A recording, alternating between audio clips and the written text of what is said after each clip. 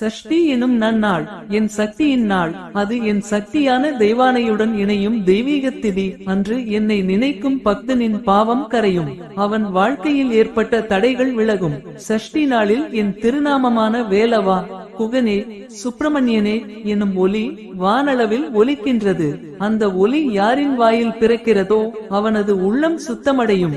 அன்று விரதம் மேற்கொண்டு என் திருக்கோயிலில் ஒரே ஒரு மலரேனும் சமர்ப்பிக்கும் பக்தனின் மனவிருப்பம் நிறைவேறும்.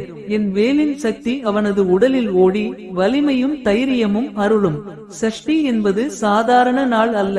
அது எனது 6வது தத்துவத்தின் விளைவு.